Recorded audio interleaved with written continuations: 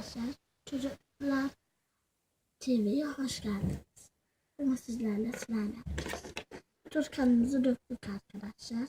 Şeffaflıklarımız var. Yerleştiricimiz, suyumuz. Suyumuz. Takalım. Tamam.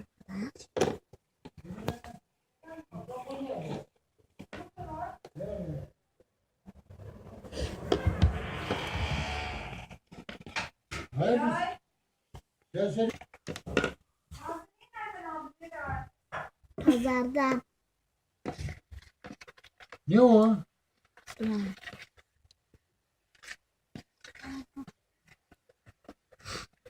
Ya şarjı bitiyor.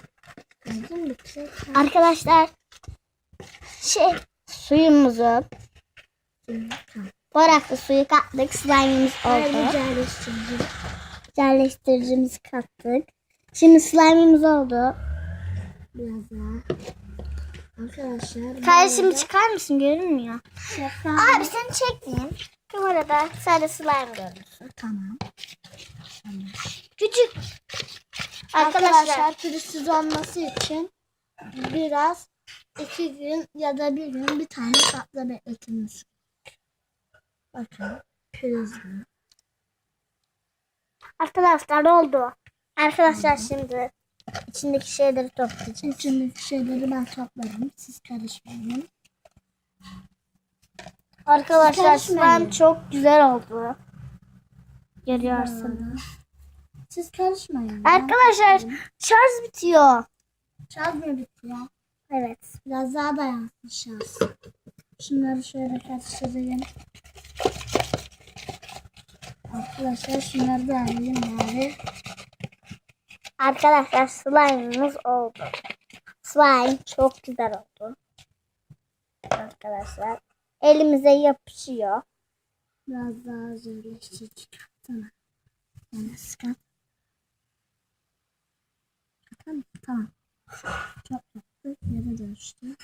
Bir şey olmaz. Biz onu temizleriz. Biraz daha su mu katsın? Açık. Ama hep Bakın. yapışıyor. Arkadaşlar olmadı. Aldı. Oldu da çok kötü oldu. Evet arkadaşlar. Az önce güzeldi. Bırak. Ay, Kadar su mu katmadık acaba? Az mı su kattık? Biraz su katsak mı? kat abi. Biraz İçeride daha sıvı kat. olur. Tamam Biraz abi. emmesi için biraz bekleyelim. Abi sonra senden sonra ben değil mi? Arkadaşlar slime'larımızı hep yapıp biriktireceğiz. Biz daha önce 8 tane slime yaptık. Evet arkadaşlar. Arkadaşlar o zaman kanalımız yoktu. Biz kendimiz yapıyorduk. Evet arkadaşlar. Daha yeni kanal açtığımız için. Arkadaşlar. Slime'ları yapacağız artık slime. İnşallah belki videoda gıda boyasını buluruz. Altın yapacağız. Altın ya da gri. Ya da yeşil. Turuncu. Biraz daha su katacağım ben. Biraz katı oldu da. Babam bunu biliyor ama kızar mı bilmiyoruz. Benim daha önce aldığım slime'ı çünkü atmış. Ne? Daha önce aldığım slime'ı atmış. Kim? Baba. 60 mı? Pembe. Hayır. Ağzı slime'lar da alacağız arkadaşlar. Ay oldu mu? Nasıl oldu? Arkadaşlar düşüyor.